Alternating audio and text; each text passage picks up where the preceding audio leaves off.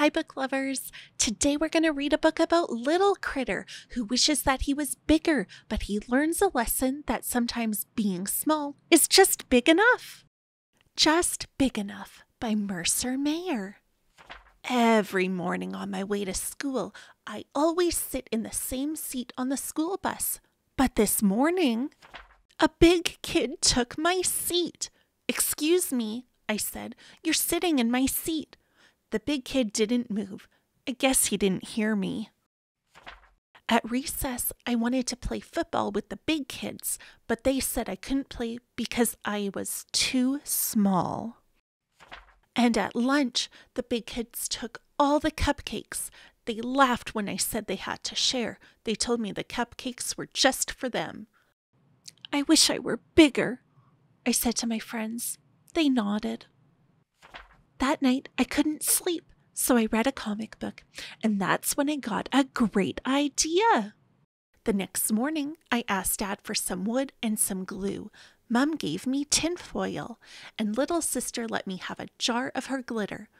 "What are you making?" asked little sister. "A growing machine," I said. I worked on the growing machine all morning.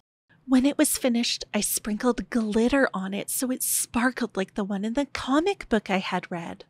I made a helmet out of tinfoil.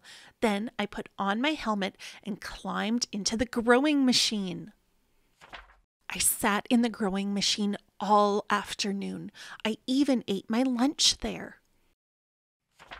When it became dark, Dad said it was time to come home. "Did I grow?" I asked. Dad shook his head and said, "Not yet." "Maybe I should sleep in the growing machine," I said. Dad didn't think that was such a good idea. The next day, I went to Grandma and Grandpa's farm. "What's the matter, little critter?"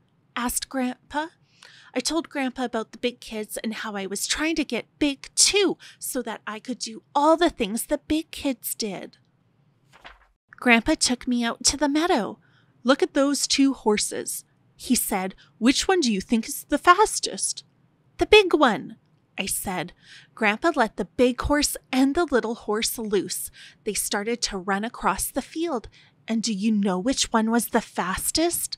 The little one.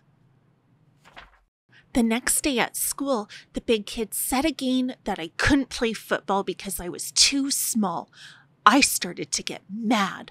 "I challenge you to a relay race," I said. "The big kids against the little kids." The big kids laughed, but they said okay. The whole school came to watch the race. And you know what? The little kids won! So I guess sometimes being small is just big enough. Wow, that was so fun. Could you believe Little Critter challenged the big kids to a race and then he won? That was such a fun book. I can't wait to read with you again.